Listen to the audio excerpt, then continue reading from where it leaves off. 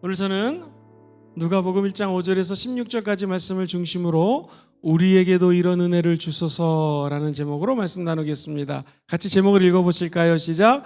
우리에게도 이런 은혜를 주소서. 이 은혜 아니면 살아갈 수가 없습니다. 새해를 맞이하여 우리에게 주시는 은혜, 사모해야 될 은혜, 우리의 은혜 받기 위해서 아버지께 아뢰야 될 기도 제목들은 어떤 것일까?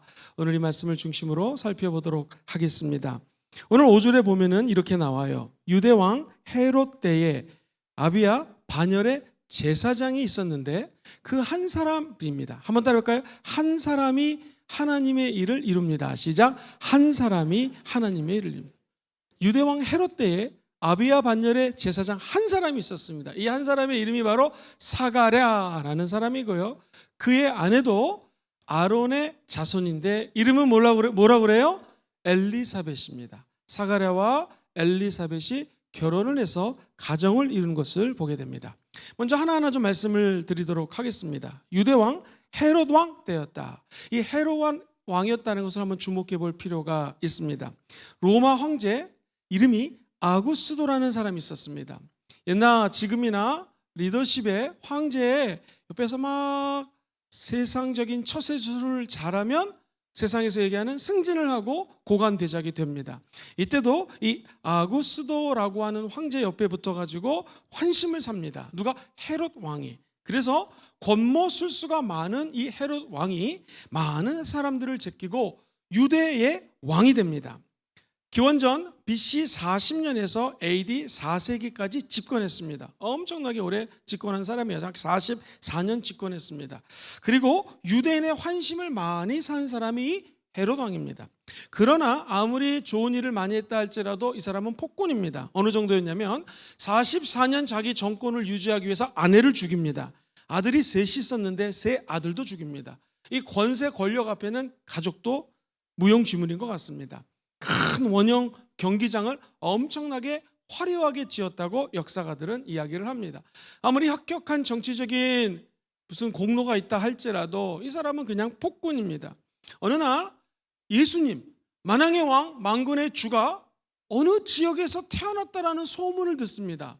그가 이 소문을 듣자 자기의 정권에 이 왕이신 분이 나의 정권을 뺏어가면 안 되기 때문에 마태복음 2장 16절에 보면은 2살 이하의 아이들을 다 죽이는 장면이 나옵니다. 한번 마태복음 2장 16절 읽어볼게요. 시작. 이에 헤롯이 박사들에게 속은 줄 알고 심히 논하여 사람을 보내어 베들레헴과 그 모든 지경 안에 있는 산의 아이를 박사들에게 자세히 알아본 그때를 기준하여 2살부터 그 아래로 다 죽입니다. 야, 여러분 이런 상황에서 국민들이 얼마나 분노가 치밀어 올랐겠습니까?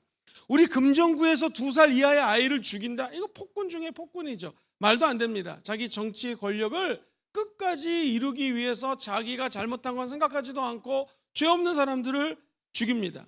그러니 온 국민들이 슬픔에 가득 차 있습니다.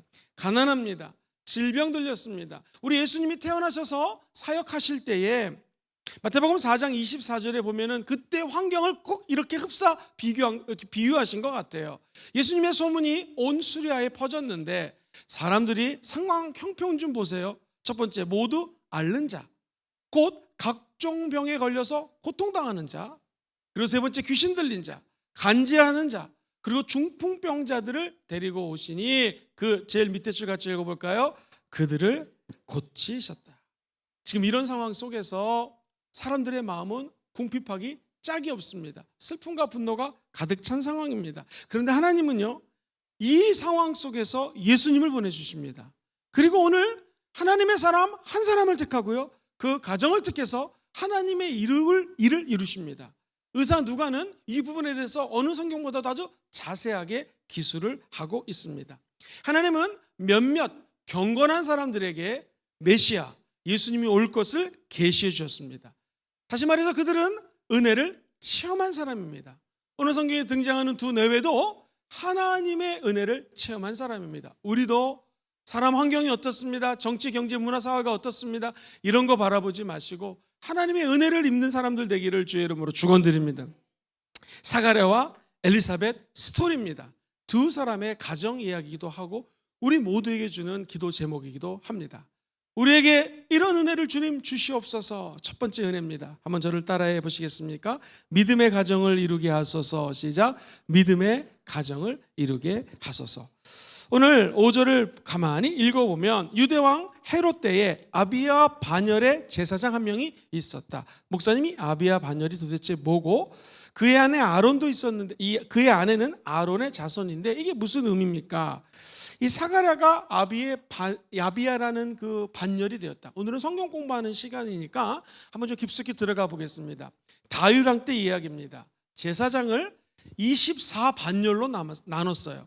이 반열이란 말이 어려우면 24개 팀이라고 생각해도 좋습니다.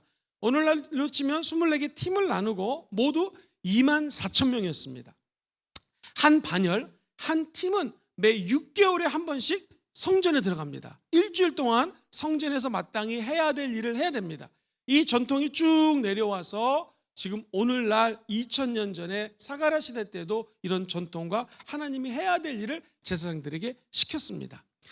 역대상 24장 7절에서 19절을 보면은요, 아비야라고 하는 팀이 나옵니다. 첫 번째로 제비 뽑은 자는 여호와립이요, 둘째는 여다예요, 그 다음에 셋째는 하림이요, 넷째는 스오림이요, 다섯째는 말기야요, 여섯째는 미야민이요, 일곱 번째는 학고스요, 여덟 번째 같이 읽어볼까요? 시작. 여덟째는 뭐예요? 아비예. 사가랴는 제8반열, 다시 말해서 여덟 번째 팀에 속하는 사람이었습니다. 8번 팀에 아비야 반열이 있었는데 이 팀에 소속된 사람입니다. 아론의 후손이고요, 그의 아내도 아론의 후손입니다. 다시 말하면, 쉽게 얘기하면 경건한 부모, 믿음의 가정을 통해서 태어난 사람이 오늘 본문에 등장하는 두 내외예요. 남편과 아내라는 것입니다. 자, 신앙의 결혼을 하고 이들이 늘 경건하게 살았던 것을 볼 수가 있습니다. 이미 결혼하신 분들은 어쩔 수 없지만요, 우리 자녀들 결혼 안 하신 분들, 또 여기 처녀총각들도 좀 오셨는데 꼭 믿는 분들하고 결혼하기를 주의 이름으로 축복합니다. 제 얘기가 아니라 성경에 보면은요, 고린도후서 6장 14절로 15절에 이런 말씀이 나와요. 너희는 믿지 않는 자와 멍에를 함께 매지 말아라. 의와 불법이 어찌 함께하며 빛과 어둠이 어찌 사귀며 그리스도와 벨리알이 어찌 조화되며 믿는 자와 믿지 않는 자가 어떻게 상관하며. 그 다음 같이 읽어볼까요? 시작. 하나님의 성전과 우상이 어찌 일치가 되리요. 우리는 아멘. 하나님의 성전과 예수 믿지 않는 자들이 어떻게 함께 있겠는가? 내가 그들 가운데 거하며 두루 행하여 나는 그들의 하나님이 되고 그들은 나의 뭐가 돼요? 백성. 하나님이 택한 백성들을 하나님께서 결혼시키고 자녀를 낳기를 주님은 원한다는 것입니다. 믿지 않는 자와 멍에를 같이 맨다는 것은, 소의 멍에를 이렇게 같이 매면은요, 한쪽 소가 이쪽으로 가면 나머지 소도 따라오게 되었습니다. 제가 청년 사역을 좀 오래 했는데요, 결혼하기 전에 목사님, 내가 결혼만 하면은 이 자매를 따라 교회 나오겠습니다. 반은 나오고 반은 안 나옵니다. 특별히 처음에 열심히 나오는 척하다가 내가 심지어 이런 것도 봤어요. 목사님, 나 방언 받았어요 했더니 랄랄랄랄랄라 그러더라고요. 그 다음에 보니까 방언이 없어졌다고 얘기하더라고요. 별의별 청년을 내가 다 만나봤습니다. 거짓말로 방언한다고 해서라도 결혼하고 싶어가지고, 그래 결혼하는 청년들도 있었고요. 별의별 청년들이 많이 있어요. 그런데 결혼하고 난 다음에 다시 예수를 안 믿는 상황으로 남편이든 아내가 돌아가면은요, 멍에를 같이 메었기 때문에 신기해요. 아내도 그렇게 믿음 좋은 자매도, 심지어 청년부 회장, 부회장 출신의 자매들도 이 세상으로 나가는 경우를 저는 많이 봤습니다. 제일 기도 제목은 뭐냐면, 우리 자녀들이 하나님의 뜻이라면 이게 은혜여야 됩니다. 은혜여야 돼요. 우리 자녀들이 예수 믿는 사람하고 결혼하게 도와주셔서 하나님의 백성이 되고 하나님의 가정교회가 되게 도와주시옵소서라고 하나님께 기도해야 됩니다. 예를 들어 보겠습니다. 성왕이라고 부르는 사람, 이스라엘 역사상 가장 부국하고 강성한 대국을 이뤘을 때의 왕 이름이 다윗 왕이에요. 그때는 얼마나 많은 재물이 있었는지, 솔로몬 때 아닙니다. 다윗이 다 준비를 해놨기 때문에 솔로몬 왕이 성전도 지을 수 있었던 것이고요, 아버지 때문에 부귀영화를 잠시 누렸던 것이지, 다윗이 아니었으면 사실 이스라엘의 모든 역사는 완전히 뒤바뀌었을 것입니다. 그런데 이 다윗을 보십시오. 그렇게 성군이라 칭하고요, 오늘날도 동전이라든가 이스라엘 국기라든가 다윗의 별이 들어가 있죠. 다윗은 대단한 사람입니다. 근데 그 성군이 잘못한 게 있어요. 그게 뭐냐면, 자기가 낳은 아들 때문에 고통당하는 거 다 아시죠? 그 자기를 배반하고 구테타를 일으켰던 아들 이름이 뭡니까? 어떤 분이 얘기하기를 압살을 받을 놈이다 그래가지고 압살롬이라고 얘기를 하던데, 압살롬이 도대체 어떤 사람이었을까? 어떤 아들이었길래 이 다윗 왕을 그렇게 끝까지 괴롭혔을까요? 저는 다윗이 참 대단하다고 생각하면서 성경이 또한 대단하다고 생각하는 이유가 있어요. 성경은요, 다윗이 성군이었기 때문에 좋은 점만 기록하지 않습니다. 다윗의 단점을 기록해요. 밧세바 사건이라든가 나단 사건이라든가 이 압살롬이라고 하는 자기 아들 때문에 고통당하는 사건들을 일일이 열거하면서 우리도 그렇게 살지 말라라는 거예요. 이 비극과 비참한 일이 왜 생겼는가? 성경에 보면은요, 자기가 하나님께로 기도했을 때는 그 나라가 정말로 잘 살고 부국이 되었는데, 그만 세상적인 처세술로 살라고 할 때는 하나님의 징벌이 다가오는 것을 보게 됩니다. 성경에 보면, 하나님, 이 나라의 안전을 위해서 내가 어떻게 하면 좋을까요? 기도했을 때는 오히려 나라가 안전했는데 처세술로 이웃 이방 나라에, 성경에 보면 구술왕이라는 사람이 있어요. 사무엘 3장 3절에 나오는데, 구술왕 달메라는 사람이 있는데 그의 딸 마아가하고 결혼을 합니다. 정략적으로 결혼해요. 그래서 낳은 아들이 우리가 알고 있는 바로 이 압살롬이라는 거예요. 다시 말해서 다윗이 예수 믿지 않는 사람, 엉뚱한 자매를 들여서 결혼했을 때 태어난 자손이 결국 다윗의 목에 칼을 들이댔다는 것입니다. 자, 다윗만 그랬을까요? 오늘은 성경 공부하는 시간이니까 성경을 좀 읽어볼게요. 열왕기상 11장 1절로 11절에 보면은 이 왕도 이스라엘 역사상 최고의 왕입니다. 천번제를 드렸습니다. 하나님으로부터 지혜의 은사를 받습니다. 그리고 수많은 사건과 사고 속에서도 지혜롭게 판단을 했던 위대한 왕 솔로몬의 경우를 보십시오. 열왕기상 11장 1절 이하에 보면, 솔로몬 왕이 바로의 딸 외에 이방의 많은 여인을 사랑하였으니 그 모함과 암몬과 에돔과 시돈과 헷 여인들이 엄청나게 많죠. 심지어 2절 3절에는 같이 읽어봐요. 시작. 야훼께서 일찍이 이 여러 백성에 대하여 이스라엘 자손에게 말씀하시기를, 너희는 그들과 서로 통혼하지 말며 그들도 너희와 서로 통혼하게 하지 말아라. 그들이 반드시 너희의 마음을 돌려서 그들의 신을 따르게 하리라 하였으나. 솔로몬이 그들을, 하나님의 메시지가 있었어요. 그들의 신을 분명히 따르게 돼서 소가 멍에를 매듯이 그쪽으로 세상으로 나갈 것이니까 그렇게 하지 말아라 그랬는데 솔로몬이 그들을 사랑했습니다. 심지어 그 다음 줄에 보면은요, 3절에 왕은 후궁이 몇 명이에요? 700명. 그러니까 자기 정말 정식으로 결혼한 아내 말고 후궁이 700명. 첩이 몇 명이에요? 300명이에요. 그럼 합치면 몇 명이에요? 1000명이에요. 하루에 한 명 신방을 가도 3년이 걸립니다. 어떻게 그 신방들을 다 다녔는지 모르겠어요. 그의 여인들이 왕의 마음을 어떻게 했어요? 돌아서겠다. 이야, 이 무서운 말입니다. 4절부터 또 한번 제가 빨리 읽어봐 드릴게요. 솔로몬이 나이가 많을 때 그의 여인들이 그의 마음을 또 어떻게 해요? 마음이 돌렸다는 말이 계속 나와요. 마음 돌리지 않게 되기를 주의 이름으로 축원드립니다. 마음이 돌아가면 안 돼요. 다른 신들을 따르게 했으니 왕의 마음이 또 나와요. 그의 아버지 다윗의 마음과 같지 아니하여 그의 하나님 앞에 온전하지 못했다. 이게 무슨 것 때문에? 결혼 잘못해서 그래요. 5절 한번 읽어드리겠습니다. 이는 시돈 사람 여인의 아스타롯을 따르고 많은 암몬 사람의 가증한 밀곰을 따름이라. 6절 솔로몬이 야훼의 눈앞에서 악을 행했다는 거예요. 결혼 잘못한 게 야훼 눈앞에서 악을 행한 거예요. 그의 아버지 다윗이 야훼를 온전히 따른 같이 하지 아니하였다. 7절은 같이 한번 읽어봐요. 시작. 시작. 모압의 가증한 그모스를 위하여 예루살렘 앞 산에 산당을 지었고 또 암몬 자손의 가증한 몰록을 위하여 그와 같이 하였으며 그가 또 그의 이방 여인들을 위하여 다 그와 같이 한지라. 그들이 자기의 신들에게 분향하며 제사하였더니라. 야, 이 무섭습니다. 조금 더 볼까요? 그냥 보는 김에 지금 여러분 그림이 그려지시죠? 제사를 드리고 이방 여인들이 제사 드리는 장면을 한번 떠올려 보세요. 솔로몬이 또 뭐가 나와요? 마음이 또 돌아갔어요. 여러분, 입이 돌아가는 건 괜찮습니다. 마음이 돌아가면 안 됩니다. 이스라엘 입도 돌아가면 안 됩니다. 할렐루야. 건강하시기를 바랍니다. 이스라엘의 하나님 누구를 떠났어요? 야훼를 떠났으므로 야훼께서 그에게 진노하시니라. 야훼께서 일찍이 2번이나 그에게 나타나셨고 10절 시작. 이일에 대하여 명령하사 너는 다른 신을 따르지 말라 하였으나 그가 야훼의 명령을 지키지 않았으므로. 이제 다 왔습니다. 11절 시작. 야훼께서 솔로몬에게 말씀하시되 네가 이러한 일이 있었고 또 네가 내 언약과 내가 너에게 명령한 법도를 지키지 아니하였으니 내가 반드시 이 나라를 너에게서 빼앗아 너의 신하에게 주리라. 이게 무서운 말입니다.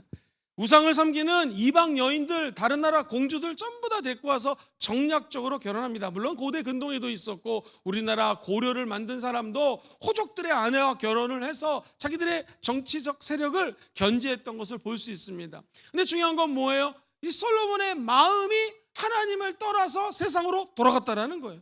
우리가 세상에 있다 하나님께로 마음을 돌이켜서 예수를 믿었는데 거꾸로 하나님에게서 세상으로 마음을 돌이켰다. 그 이유가 이방 여인들을 사랑했다라는 것입니다. 우리 스모금종의 모든 성도님들이 오늘 이후로 하나님만을 사랑하는 여러분 되시기를 간절히 주의 이름으로 축원드립니다. 제가 신학교 때 일이었습니다. 우리 신학생들은 앞으로 하나님 일을 해야 될 사람이기 때문에 신학생들, 전도사님들, 목사님들은 우리 교수님이 가르쳐 주신 겁니다. 운전을 할 때는 절대로 이성을 옆에 태우지 말아라. 그때 우리 호주 신학생 중에서 재밌는 사람이 있어요. 그랜드마더, 그랜드마미, 할머니, 할아버지를 태워도 그렇습니까? 그렇다라는 거예요. 뒤에 모시라는 거예요. 자기가 운전할 경우에는. 근데 아내가 있을 경우에는 상관이 없죠. 남편이 있을 때 상관이 없지만 이성끼리는 차를 타지도 말고 호주 같은 경우에는 차를 타면은 위에 형광등이 있죠. 불 있죠. 불을 켜고 다니라는 거예요. 만 백성이 볼 수 있도록. 우리 차에 탔지만 아무 일이 없습니다 라고 하면서 좁은 공간에 반드시 이성과 함께 있으면 안 된다. 두 번째, 상담을 할 때는 이성이 들어갈 때는 문을 열어놔라. 시작. 이성이 들어갈 때는 문을 열어놔. 방문을. 그러니까 방문을 열어놓으면 우리가 상담하고 있는 거지 아무 문제가 없습니다 라는 거예요. 그래서 호주 같은 경우에는 남자 목사님에게 여자 성도님이 찾아왔을 때는 문을 열어놓습니다. 그리고 상담을 하게 훈련을 시킵니다. 그 이유가 다 뭐겠습니까? 목사님이건 주의종이건 평신도건 우리가 자칫 잘못하면 마귀의 괴계에 빠질 수가 있고요. 마음이 돌아갈 수가 있어요. 이거는 약간 좀 빗나간 얘기지만 이런 일이 있었습니다. 우리나라에서 어떤 목사님을 나쁜 사람들이 넘어뜨리려고 마음을 먹었습니다. 목사님이 부흥회를 인도하고 호텔에 갔습니다.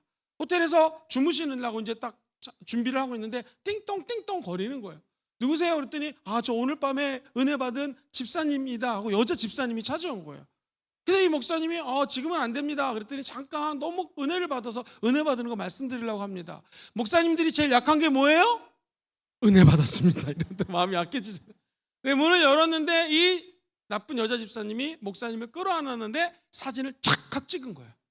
호텔방 앞에서. 이게 뭡니까? 사진만 보면은 목사님 나쁜 짓 한 거죠. 이런 유형의 일들이 얼마나 많은지 모릅니다. 정말 우리 주의종들뿐만 아니라 우리 평신도 모든 분들이 이성 조심하셔야 됩니다. 이 결혼이라고 하는 것을 단순히 믿는 사람하고 믿는 사람의 결혼이 아니라 이 마지막 때의 마귀가 여러 가지로 틈탈 때의 이성 문제예요. 그 다음에 돈 문제예요. 그리고 명예 문제입니다. 이 세 가지 가지고 항상 마귀는 우리를 틈탑니다. 다윗, 솔로몬 다 이 여자 문제 때문에 넘어졌습니다. 여러분 한번 들어보세요. 로마가 한때 전 세계를 다스리지 않았습니까? 어떻게 이렇게 잘 다스리게 되었을까? 놀랍게도요, 로마의 황실과 귀족들이 자기는 믿음이 없는데 며느리들은 다 예수 믿는 사람을 데리고 옵니다. 그 이유가 뭔지 아세요? 2000년 전에 예수 믿는 사람들은 신뢰할 만하다, 믿을 만하다 해가지고 예수 믿는 아내를 얻습니다. 그래서 제가 역사적으로 보면은 예수 믿는 아내랑 결혼해서 망하는 남편을 본 적이 없습니다. 예수 믿는 아내랑 결혼한 남편들은요 정말 다 잘 되게 되어 있습니다. 자, 역사적인 사실인데요, 우리가 잘 아는 저 북쪽 지방에 지금 스칸디나비아 반도라는 데가 있지 않습니까? 전 세계에서 가장 살고 싶은 나라 1등, 2등을 하고요, 제일 안전한 나라 1등, 2등이 다 이 스칸디나비아 반도예요. 스웨덴, 노르웨이, 그리고 덴마크, 아이슬란드, 핀란드를 넣을 때도 있고 뺄 때도 있습니다. 근데 주로 스웨덴과 노르웨이예요. 이 동네는 너무나 추워가지고 겨울에는 해를 못 볼 때도 있습니다. 주로 남쪽 지방에 살고 있는데요, 이 족속을 따져보니 게르만족이에요. 노르만족이라고 해가지고요, 옛날에 바이킹족 아십니까? 등치가 엄청 크고요, 원래 이 족속들이 키가 크고 머리가 남자건 여자건 다 금발이에요. 근데 무락부락 물고 아주 그냥 우락부락하게 생긴 사람들입니다. 눈이 파래요. 힘이 얼마나 센지 모릅니다. 우리 동양인하고는 게임이 안 됩니다. 이 무식한 바이킹족들이 유럽에 침투를 합니다. 그래가지고 힘으로 유럽의 모든 것들을 다 무너뜨리고 뺐습니다. 이때 귀부인들, 똑똑한 아내들, 예수 믿는 사람들을 힘으로 데리고 갑니다. 그래가지고 억지로 끌려간 이 귀부인들을 아내로 삼죠. 여러분, 예수 믿는 사람들은 놀랍습니다. 이 바이킹 무지막지한 사람들을 다 예수 믿게 만들어요. 그래가지고 오늘날 제일 잘 사는 나라가 이쪽 동네 사람이 된 거예요. 예수 믿는 아내를 얻는 남편은 이런 축복이 있는 것입니다. 지금 보세요. 키가 크고 블론드 헤어에다가 파란 눈을 가진 이들이 첫째 근면하고, 둘째 이 족속들이 인내심이 많은 족속으로 바뀌었고, 문학과 예술과 과학에 뛰어난 사람들이라고, 이거 사전에 뒤져보면 다 나오는 말입니다. 도대체 인내심, 근면하고, 성실하고, 문학, 예술, 창조적이고, 과학, 이게 도대체 어디서 온 겁니까? 성경에서 온 거 아니에요? 예수 믿는 아내를 만났기 때문에 오늘날 이 스웨덴, 노르웨이가 이런 큰 축복을 받았다는 것입니다. 그러므로 우리 저와 여러분들이 기도할 때에 하나님, 우리 자녀들이 꼭 믿는 자들하고 결혼하게 도와주시옵소서. 기도 많이 하셔야 됩니다. 노아, 성경 읽어보세요. 노아 때 왜 하나님이 물 홍수로 심판을 했는가? 창세기 6장 1절로 3절에 보면은 하나님의 아들들이, 시작, 하나님의 아들들이 사람의 딸을 자기 좋은 대로 취한 거예요. 하나님의 사람들이 세상 여자를 취해서 연애하고 술을 마십니다. 그리고 홍수로 심판을 당하는 것을 보게 됩니다. 솔로몬도, 다윗도, 노아의 때도 다 마찬가지입니다. 그러나 진짜 믿는 사람을 아내로 맞이하면 잘 되는 것을 보게 됩니다. 목사님, 질문 있습니다. 제가 안타깝게도 믿지 않는 남편하고 결혼했습니다. 어떻게 하면 좋겠습니까? 이미 결혼하면 어쩔 수가 없습니다. 한번 따라해 볼까요? 그런 경우 나는 선교사입니다. 시작. 그런 경우 나는 선교사라고 생각하셔야 돼요. 믿지 않는 내 남편, 믿지 않는 내 아내를 선교사라니 보냈기 때문에 끝까지 예수 믿게 해야 됩니다. 여러분도 아시겠지만 초대 선교사들이 우리나라에 와가지고 얼마나 많은 고생을 했습니까? 된장이, 우리는 맛있어서 된장찌개 끓여 먹지만 선교사들은 한 번도 먹지 못한, 이거 완전 삭힌, 썩힌 음식이에요. 고추장 마찬가지고 김치도 마찬가지입니다. 그러니 그분들은 몸에 안 맞아가지고 풍토병 때문에 많이들 죽었습니다. 선교사라는 것이 이렇습니다. 선교하는 마음으로 정말 끝까지 예수 믿을 수 있도록 기도하면, 저는 믿습니다. 지금 내 남편이 안 믿어도, 지금 내 아내가 안 믿어도 하나님의 기적이 일어나면 하나님은 반드시 그들을 구원해 주실 줄 믿습니다. 성경에 보면 주 예수를 믿으라, 그리하면 너와 내 집안이 구원을 받는다. 우리 예수 믿는 사람들은 한번 아멘 해볼까요? 이 말씀 붙들고 기도하세요. 그럼 내 집과 우리 모든 족속들이 예수 믿는다고 했으니까 우리 가족들에게 구원받게 도와주시옵소서. 제가 부산에 와보니 서울에 비교해 보니 서울에서 살갈 때보다 또 이민교회에서 섬길 때보다 큰 차이가 뭐냐면, 요즘 서울 사람들은요 뭐 집 앞에다 입춘대길 이런 거 잘 붙여놓지 않고 제사도 안 믿는 가정도 그렇게 많이 안 드립니다. 부산에 왔더니 성도들이 신방을 하고 상담을 해보니까 아직도 제사를 지내는 집안들이 많아요. 얼마나 힘든지 모릅니다. 저는 그래서 간절히 기도합니다. 그 우리 집사님이, 여자 집사님이 예수 믿으니 그 집도 다 구원하게 도와주시옵소서. 구원의 물결은요, 이게 사람이 주는 게 아니에요. 구원은 오직 뭘로 받아요? 하나님의 은혜. 구원은 오직 믿음으로 받는 것입니다. 그래서 우리에게 은혜가 필요한데 그게 뭐냐면, 주여 우리 가정이 믿는 가정 되게 도와주셔서, 우리 자녀들이 믿는 자들하고 결혼하게 도와주셔서, 이게 우리의 하나님께 간구해야 될 은혜라는 것입니다. 하나님이 은혜 주시기로 마음 먹으면 온 백성을 구원하시는 축복을 부어주실 줄 믿습니다. 그 축복이 여러분의 삶에 함께하기를 주의 이름으로 축원드립니다. 하나님의 은혜로 모든 가정이 예수 믿는 가정 되는 것, 이게 우리가 주님께 나도 이런 은혜를 주세요 라고 기도해야 될 내용이라는 것입니다. 8번째, 반열의 족속으로 태어났던 하나님의 사람, 아론의 족속으로 태어났던 하나님의 여인, 두 여인이 만나서 결혼했습니다. 자, 그러면 이 두 사람의 삶의 모습을 좀 들여다보겠습니다. 이렇게 결혼해서 사는 두 남편과 아내, 두 사람 어떻게 살았길래 하나님이 아까 말씀드렸던 헤롯 왕 때의 아이들을 죽이고 온 백성들이 힘들고 어렵고 귀신 들리고 이런 상황 속에서 어떻게 그렇게 은혜를 받을 수 있었을까? 그 정답이 6절에 나와요. 먼저 성경 말씀 6절을 읽고 두 번째 포인트로 넘어가겠습니다. 시작.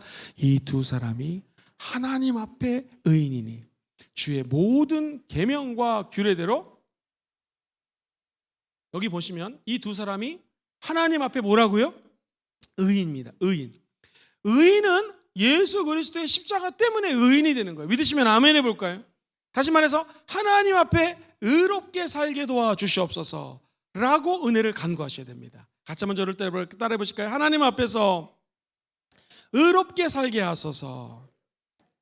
이 재밌는 게요, 두 사람이 하나님 앞에 의인이었다. 자, 한번 보세요. 제가 여기 있게 됐는데 두 가지로 한번 비유를 들어보겠습니다. 첫째, 여기 있는 이 사람을 사람들이 이분은 의인이에요, 이분은 법 없이도 살 수 있습니다, 이런 의인이 하나 있고요. 두 번째 의인입니다.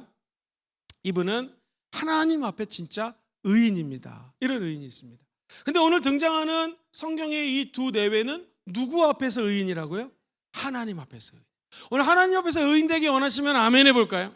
그 방법을 다시 한번 6절을 보시면은요, 결국 하나님 앞에 의인이라는 것은 말씀을 행하는 사람이에요. 이 두 사람이 하나님 앞에 의인이더니 주의 모든 계명과 규례대로 흠이 없이 어떻게 했어요? 행하더라. 뭐를 행했어요? 하나님의 말씀, 하나님의 모든 말씀과 규례대로 흠이 없이 행하였다. 그러니까 갑자기 우리가 예수를 믿었지만 우리 안에서 감춰져 있던 죄가 튀어나올 때가 있습니다. 근데 이 죄의 힘이 얼마나 센지 사도 바울도 내 마음으로 주님을 따르지만 또 다른 내가 죄에 갇혀 있어서, 사도 바울 얘기입니다. 한편으로는 하나님을 따르고 또 한편으로는 세상을 따르는 내 안에 나를 보면서 너무나 처참했다라는 거예요. 그래서 로마서 7장에서는요, 그게 도대체 왜 그런가 봤더니 내 안에 있는 죄다, 이 죄가 나를 사망의 음침한 골짜기로 인도하는 것을 본인이 느끼면서 오라 나는 곤고한 자로라고 이야기를 합니다. 그런데 로마서 8장에 가면은 문체가 바뀌기 시작해요. 7장 제일 마지막 절이 그런데 하나님께 오히려 감사하노니 하면서 누구든지 예수 그리스도 안에 있으면 정죄함이 없어져요. 정죄함이 없다는 것은 죄가 없어지고 그 사람이 의인이 됐다는 거예요. 그것은 이미 로마서에서 3장, 4장, 5장에서 얘기했던 이신득의, 믿음으로 의에 이르고요, 6장에서 예수와 연합된 상태까지 된 거예요. 즉 예수를 믿었지고 의인이 되었지만 아직 죄 때문에, 이 죄의 쓴뿌리 때문에 자기 자신이 너무나 힘들다라는 거예요. 내가 오라 곤고한 자로다, 너무너무나 극심하게 자기 자신에 대한 이 정체성이 확립이 안 된 거예요. 근데 이것을 몰아내주는 힘이 있는데 8장 1절에 예수 그리스도 안에 있으면 더 이상 정죄함이 없나니 이는 생명의 성령의 법이 무슨 것과 무슨 법? 죄와 사망의 법으로부터 너희를 해방했다는 거예요. 자유케 했다는 거예요. 예수 안에 들어가면 성령님이 내 안에 들어오시고 성령과 함께 말씀을 따라가는 사람은 죄의 법, 사망의 법으로부터 자유케 된다는 거예요. 하나님 앞에 의인이 되려면 성령님이 주시는 메시지, 말씀을 따라가야 됩니다. 오직 의인은 뭐로 말미암아 살아요? 믿음으로. 하나님 말씀을 믿고 하나님 말씀을 따라가는 자에게는 성령이 도와주신다는 거예요. 때로는 성령님이 우리 눈에 보이지 않습니다. 그리고 성령님이 형근아 이건 이렇게 결정해라, 이렇게 음성을 들려주지 않습니다. 그래서 하나님이 저와 여러분들에게 이 하나님의 말씀을 주신 거예요. 이 말씀을 읽을 때마다, 묵상할 때마다 저와 여러분들의 앞길에 하나님의 거룩한 사인이 열리게 되기를 주의 이름으로 축원드립니다.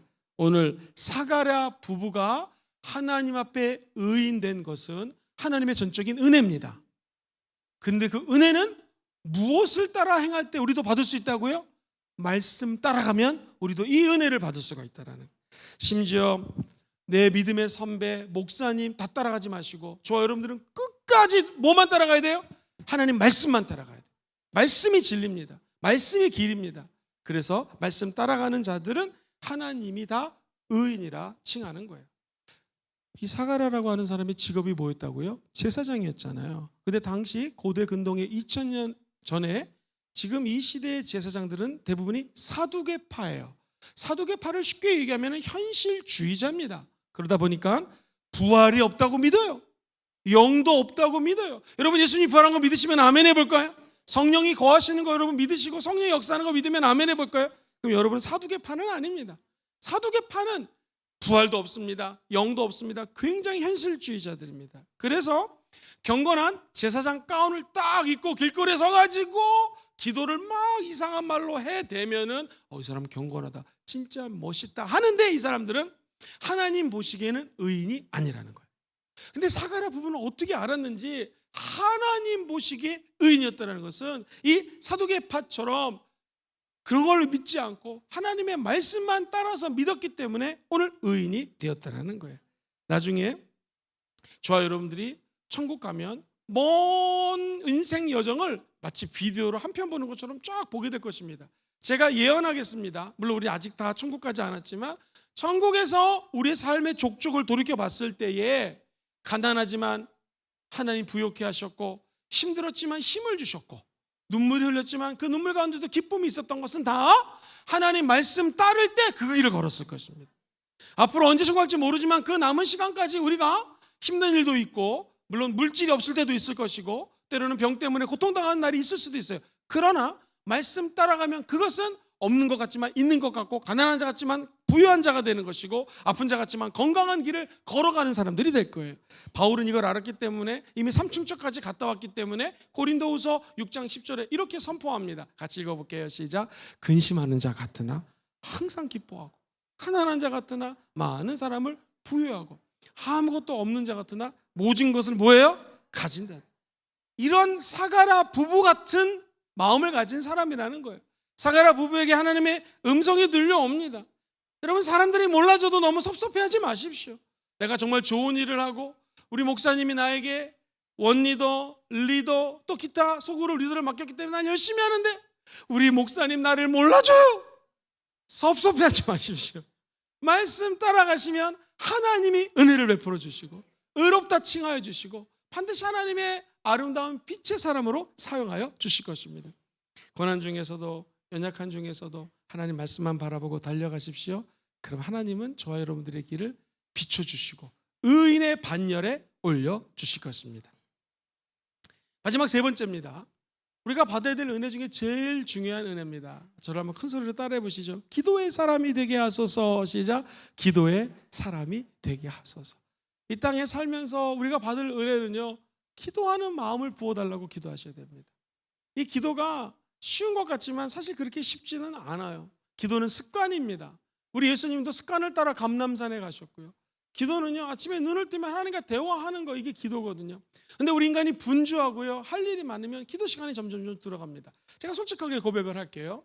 수요일날 수요예배를 드리면은 저에게 있는 마음의 갈등이 뭐냐면은, 수요일날 새벽 예배 나와서 기도를 하거든요. 좀 일찍 일어납니다. 이제 수요예배가 있으니까. 그러면 이상하게 마음속에 말씀을 준비해야 되니까 새벽 예배 드리다가 우리가 보통 5시 20분에 말씀이 끝나면 1시간 이상 기도하거든요. 저도 한 6시 반 이상은 기도를 하는데 마음이 막, 아이고 지금 기도할 때가 아니지.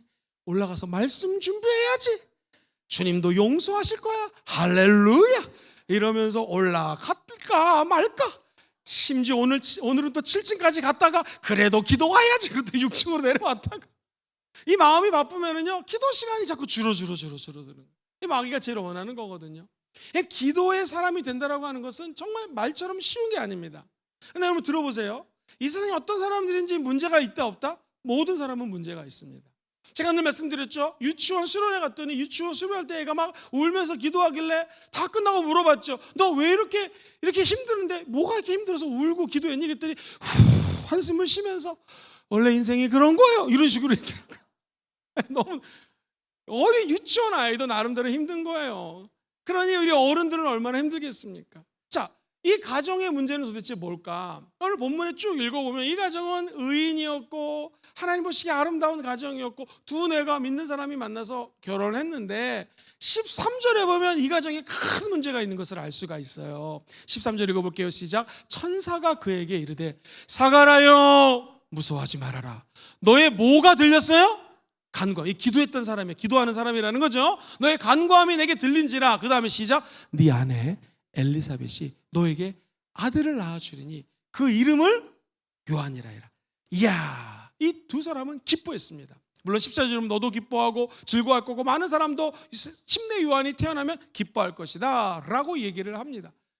사랑하는 우리 순복음종의 모든 성도님들, 어느 날 저와 여러분들도 하나님의 사자가 나타나서 너의 간구를 내가 듣고 있었노라. 이 응답받게 되기를 주의 이름으로 축원드립니다. 너의 간구함이 들린지라. 하나님은 우리 입에서 나가는 말씀, 우리 입에서 나가는 기도를 다 지금 듣고 계십니다. 하나님의 때에 응답해 주신다라는 것. 이 가정의 문제는 뭐예요? 심각한 문제예요. 이 자녀가 없다라는 것은 그 당시에는요, 대가 끊기는 거였고, 특별히 아들을 낳지 않으면 너무나 큰 어려운 상황 속에 있는 거예요. 그런데 이 사가랴라고 하는 사람과 엘리사벳이라고 하는 하나님의 아내가 두 사람이 기도하는 거예요. 기도했습니다. 자녀 달라고. 그런데 사가랴가 성소에서 분향할 때 천사들로부터 하나님의 아들을 받을 거라는 응답을 받고도 믿지 못합니다. 자식을 위해서 기도하다가 진짜 응답을 받았는데도 처음에는 믿지 못합니다. 그래서 우리가 기도할 때 제일 두려워야 될 게 뭐냐면요, 의심이에요. 의심. 분명히 아들을 낳아달라고 기도를 했는데 진짜 아들을 줄 거야, 한나처럼 아브라함처럼 응답을 받았는데 다 믿지 못했잖아요. 여러분 기억하십시오. 하나님께 기도했지만 응답이 왔을 때 그걸 믿음으로 받으셔야 됩니다. 의심과 싸워 승리하셔야 돼요.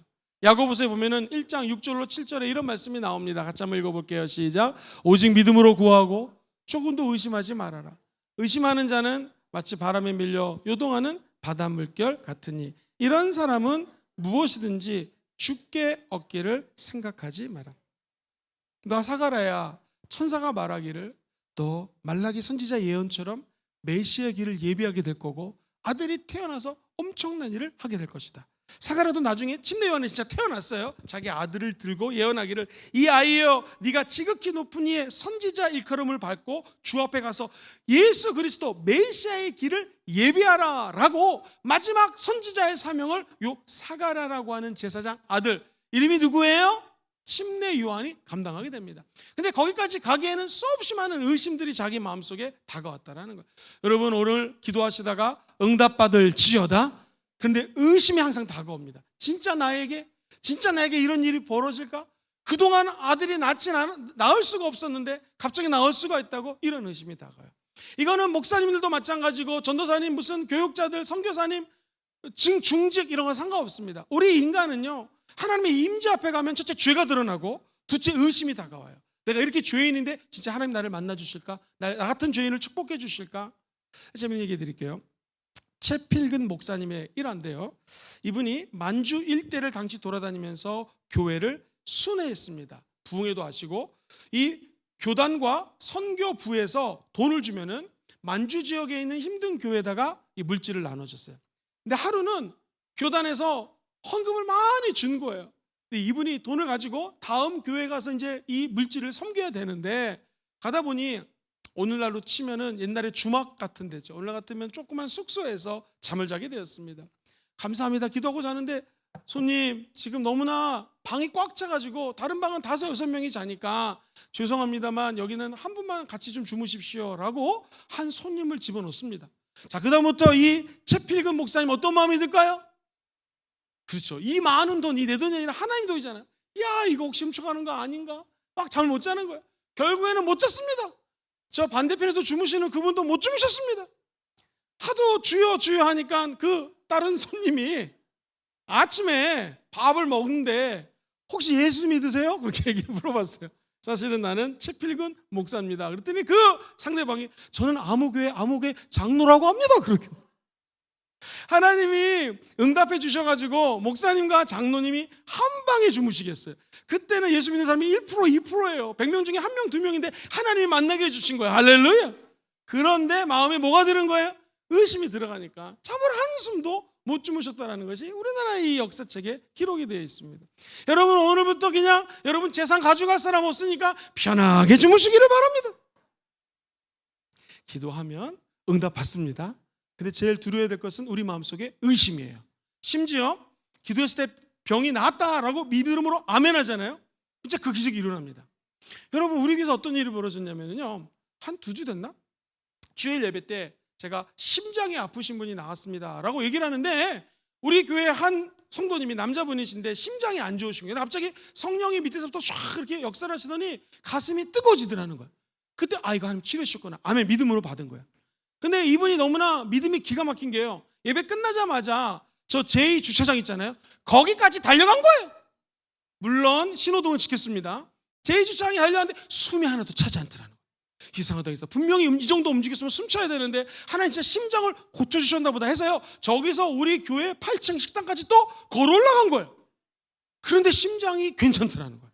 완전히 이분이 그날 치유가 되었습니다. 우리 교회 장로님 중에 한 분이에요. 할렐루야. 박서원 장로님의 간증입니다. 우리 함께 영광의 박수 한번 올려드리겠습니다. 이게 아무것도 아닌 것 같죠? 엄청난 믿음입니다. 심장이 고쳐졌다 그러면 사람들은요, 아멘. 그리고 나서 집에 가면서 내가 어디다 파킹했지? 차가 두 칸입니다. 그죠? 걸어갈 생각 안 해요. 우리 인간이 아무리 기도를 많이 해도 다 의심이 들어올 수 있어요. 기도는 믿음으로 합니다. 시작. 기도는 믿음으로. 믿음으로 의심과 싸워야 합니다. 시작. 믿음으로 의심하고 싸워야 돼요. 오늘 저와 여러분들이 기도하다가 질병이 치유되기를 주의 이름으로 축원드립니다. 의심은요, 믿음의 자리에서 한 발자국만 뛰면 만날 수 있는 게 바로 이웃이 바로 이 믿음과 의심 관계예요. 그러니까 믿음으로 끝까지 이 의심을 잘라내지 않으면 요동치는 바람 같아서 이리 기도했다가 응답 안 받은 것 같았다, 또 응답 받았던 것 같다. 이런 사람들은 무엇이든지 주께 얻기를 아예 생각하지 말아라. 오늘 축복합니다. 하나님이 여러분에게 은혜를 주십니다. 은혜 중에 하나가 치유의 은혜를 주실 것입니다. 그때 의심을 몰아내는 거 오직 믿음의 기도인 줄 믿습니다. 고린도후서 7장 10절 같이 한번 읽어볼게요. 시작. 하나님의 뜻대로 하는 근심은 후회할 것이 없는 어디에 이르러요? 구원에 이르는 회개를 이루는 것이요. 세상 근심은 사망을 이룬다는 것이. 모든 사람들이 근심, 염려, 걱정이 있습니다. 기도할 때 하나님께서는 놀라운 은혜의 세계로 저와 여러분들을 인도해 주실 것입니다. 나중에 사가라는 잠시 의심했지만 진짜 침례 요한을 낳고 난 다음에는 하나님을 경배했고 감사드렸고 이 아이의 미래를 축복하는 믿음의 사람으로 다시 태어나게 됩니다. 우리에게도 믿음이 있지만 의심이 다가올 때 무너질 때가 있습니다. 그때 다시 일어서서 사라 같은 믿음으로 세워지게 되기를 주의 이름으로 축원드립니다. 우리나라가 제일 힘들었을 때가 물론 코로나 때도 있었지만 사실은 IMF 때입니다. 1998년도 기억나세요? 저는 해외에 있었는데 저희 어머니가 금반지 하나 주셨는데 하도 한국이 어려우니까 당시 그래도 호주는 굉장히 잘 살았습니다. 그래서 그 금반지를 빼서 저도 우리나라 금 파는데 이렇게 일조를 했던 기억이 있습니다. 물론 아주 두꺼운 금은 아니었고 얇은 금이었던 기억이 나요. 그때 우리나라가 정말 힘들고 어려웠었어요. 그런데 이 기도하면 긍정적으로 되는 게 온 국민이 한 여자 젊은 여인 때문에 그 당시에 여학생이죠. 처녀 때문에 막 너무너무나 큰 기쁨과 긍정과 희망을 얻었습니다. 이 골프라는 운동이 18홀을 도는데 마지막 홀에 공을 딱 쳤는데요. 이게 연못가에 들어갈랑 말랑 이렇게 공이 걸친 거예요. 기억하십니까? 대부분 사람들은 화가 나거나 짜증을 낼 텐데 이 박세리라고 하는 선수는요 화내지 않았습니다. 짜증내지 않았어요. 신발 벗고 양말 벗고 물에 반쯤 들어가가지고 샷을 쳤는데 그것 때문에 원래는 1등을 할 수가 없는데 그 긍정적인 샷 때문에 1등을 합니다. 나중에 신문 기사를 봤더니 골프 전문가 리처드 크프라는 사람이 이렇게 얘기를 했어요. 골프를 지배하는 정신. 이거 한번 제가 읽어드릴게요. 골프를 칠 때 부정적인 생각이 들면 잠시 샷을 멈추고 뒤로 물러서거나 장갑을 갈아 끼거나 딴 생각을 할 때 한번 따라볼까요? 긍정적인 생각으로 바꿔야 됩니다. 시작. 긍정적인 생각으로 바꿔야 됩니다. 그리고 그 운동을 다시 시작하면 반드시 열매가 좋게 나타난다는 거예요. 어디 골프만 그렇겠습니까? 우리 신앙생활도 마찬가지고 다른 운동도 마찬가지고 학교에서 공부하는 사람들은 학생들 공부하는 사람도 마찬가지고 주부도 모두 다 마찬가지입니다. 우리에게도요 분명히 내가 목적하는 곳으로 달리기를 원했는데 이게 빗나가가지고 호숫가에 공이 빠질랑 말랑한 상태가 될 때가 있어요. 분명히 스가라는 자녀 달라고 기도했지만 진짜 준다는 음성 앞에 마음이 혼돈하고 여기 갔다 저기 갔다가 이런 상태가 될 때도 있었습니다. 그런데 기도의 사람은 긍정적입니다. 시작. 기도의 사람은 다시 긍정으로 바뀌는 거예요. 오늘 어떤 힘든 일이 있어서 이곳에 나왔는지 전 잘 모릅니다. 그러나 저 여러분의 마음을 성령이 주시는 음성을 들으시고 긍정적인 생각으로 바꾸시게 되기를 주의 이름으로 축원합니다. 그럼 우리의 삶에도 하나님의 놀라운 기적과 은혜가 쏟아져 내리게 될 줄 믿습니다. 오늘 말씀을 일단 이렇게 마무리를 하고 좀 기도를 할 텐데요. 기도의 결과가 뭐냐? 오늘 세 가지 은혜 여러분의 삶에 믿음의 가정이 되기를 주의 이름으로 축원드립니다. 두 번째, 하나님 앞에서 의롭게 사시기를 주의 이름으로 축원드립니다. 세 번째는 뭐예요? 시작. 기도의 사람이 되게. 이 세 가지 은혜거든요. 설교 아직 안 끝났어요. 조금 더 할 거예요. 2분 정도 더 할 거예요. 그렇다면 우리가 이 세 가지 은혜를 진심으로 사모하면 한번 아멘 해봅시다. 아멘. 근데 이 목적이 어디냐는 거예요. 이렇게 은혜를 받아서 도대체 어디로 가냐는 것이죠. 오늘 보면 16절은 이렇게 마무리를 합니다. 같이 한번 읽어볼게요. 시작. 이스라엘 자손을 주 곧 그들의 하나님께로 어떻게 돼요 지금? 많이 돌아오기 위하여 이 아들이 태어난다는 거예요. 하나님의 은혜란 무엇인가? 저와 여러분을 통하여 수많은 사람들이 곧 우리 하나님께로 돌아오는 것이 은혜입니다. 여러분이 만약에 믿음의 가정을 세웠습니다. 믿음의 자녀를 낳았습니다. 뭐 하려고요? 우리가 잘 되는 걸 통하여 믿지 않는 사람이 주님께로 돌아오면 됩니다. 솔로몬처럼 마음이 세상으로 돌아가는 게 아니라 하나님께로 돌이키는데 은혜의 목적이 있는 것이고요. 은혜의 목적 두 번째, 하나님 앞에서 우리가 어떻게 살아야 돼요? 의롭게. 그러려면 뭘 따라가야 돼요? 말씀 따라가야 돼요. 근데 이 목적이 뭐예요? 왜 우리가 말씀 따라갑니까? 수많은 영혼들이 주님께로 돌이킬지어다. 그들의 마음이 세상에서 하나님께로 돌이킬지어다. 마지막 세 번째, 저 여러분들이 기도하면 의심이 다가오지만 결국 응답받게 될 줄 믿습니다. 기도하면 긍정적인 사람이 됩니다. 목표가 뭐예요? 하나님께로 많은 영혼들이 돌아오게 도와주시옵소서. 이게 기도하는 사람들의 목표라는 거예요. 여러분과 제가 기도해서 오늘 응답받을 것입니다. 근데 그 목표는 우리를 통하여 많은 잃어버린 영혼들이 주께 돌아올지어다. 하나님의 임재 앞에 무릎 꿇을지어다. 그리고 그분의 임재 앞에 그들도 기도하는 사람, 복을 받는 사람, 믿음의 가정 나아가 하나님 앞에 의인되는 기적이 일어날지어다.